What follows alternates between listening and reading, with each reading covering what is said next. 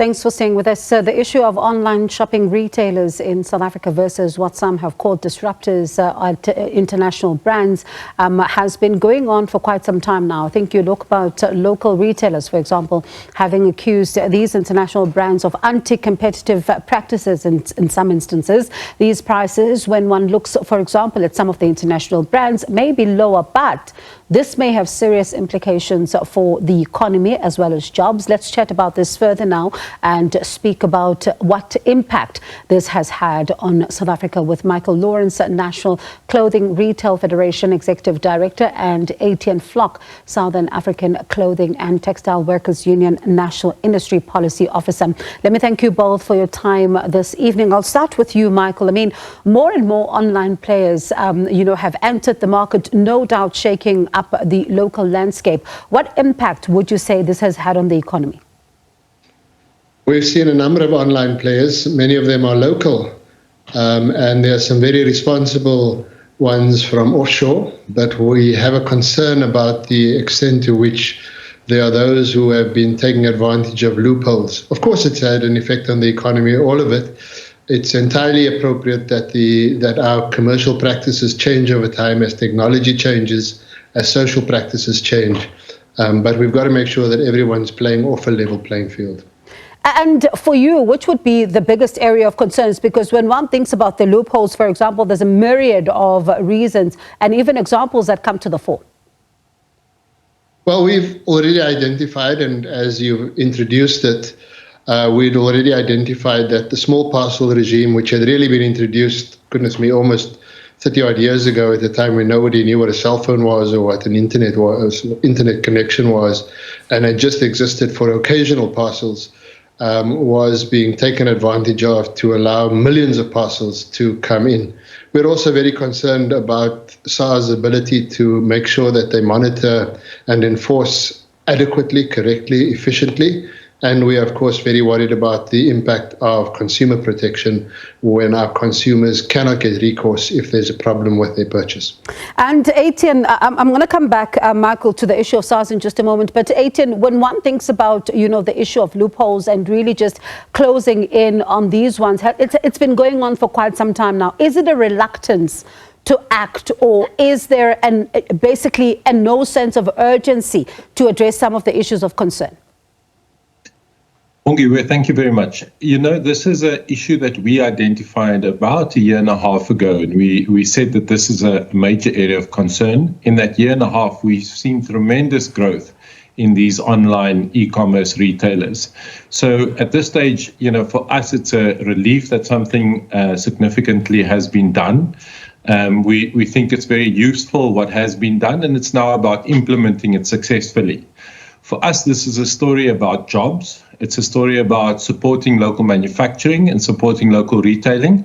But it's also a story about making sure that everyone pays the taxes that they are supposed to pay. And with SARS and the Department of Trade, Industry and Competition having acted now, we think it paves the way to achieve these objectives. Let's talk about jobs, Etienne, and I'd like us to paint a picture for the viewers as to what, on a practical level, it looks like. Because when we talk about, this being a threat to jobs, some people would say, but we need to look at some innovative ways in order to be able to ensure that you're looking to the jobs of the future. But at a practical level, for a viewer watching tonight, what does it mean then for the jobs bloodbath? Well, a simple example is the impact on the local clothing and textile manufacturing industry. Bongi, where we are seeing local retailers supporting local manufacturing, buying products made in South Africa and selling those in local stores, but also online in local e-commerce retailers. But at the same time, we have these very large international e-commerce retailing starting to sell into South Africa, but without having any product made in South Africa. So it means that these large e-commerce retailers are taking up market share and replacing South African-made product with internationally made product. So for us, it's not about imports versus local. It's about making sure that when products are imported, that the correct taxes and import duties are paid. And that allows us as a local industry to compete fairly and to make sure that we build local industry and create local jobs. Michael, one thinks about, for example, you think about small parcels here, and especially when you think about exporting small parcels of around less than 500 Rand, some would say that, of course, these hasn't been taxed. That's where some of the loopholes are then taking place. But one would then ask the question, are we moving fast enough? Have you received any communication that this is, in fact, going to be taking place from SARS's point of view? Yes, we have. I mean, we've had reliable information that by 1 July, their systems will be triggering and making sure that this 45% duty and 15% VAT is in fact paid. I'm reliably informed by the customs clearance community, which it's really the clearing agents who do the really hard work and make sure the money is paid over. I am reliably informed that they've all been triggered to this new event. So yes, we know that the new regime comes into place. What does concern us is will there be sufficient monitoring and enforcement going forward that makes sure we have effective implementation of what is meant to happen.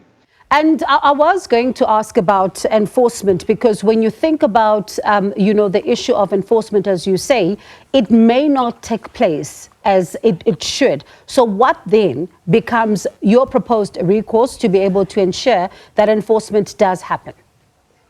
Well, we've already indicated to SARS in a meeting, the first meeting I was in where I heard about this initiative about a month ago. I had already indicated that there's every expectation on our side that it may need different forms of enforcement monitoring. You may need to use AI. You may need to use comparative value is in the declaration. You may need to find all kinds of new and smart ways now. These are not necessarily big containers that have to be looked at. As we've discussed, it's a small parcel. There may be some valuation issues that need to be addressed over time. We've offered our assistance. I know that SACTU has offered their assistance as best we can, but then we need to know exactly what the problems are. We're not looking for any special favors. We're not looking for special shortcuts on our side.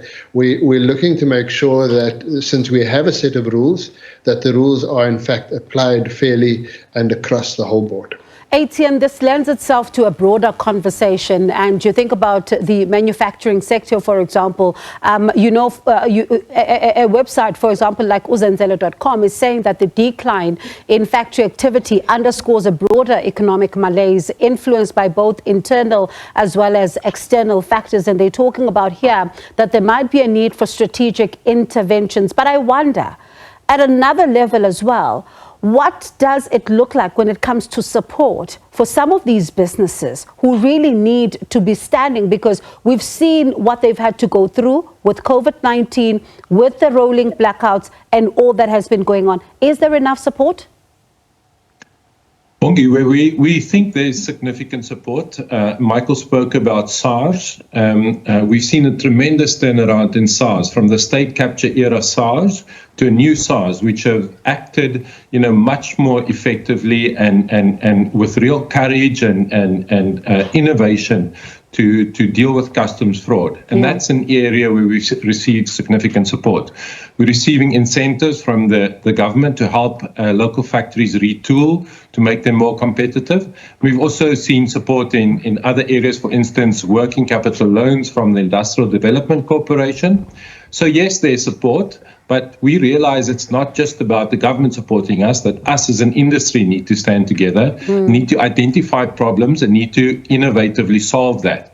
We've managed to do that through the Retail, Clothing, Textile, Footwear and Leather Master Plan, which we signed at the end of 2019 and which we've been implementing over the past few years. And how concerned are you about how much money, Etienne, that the country would be, would have lost out on, especially when you think about these loopholes when it comes to taxes?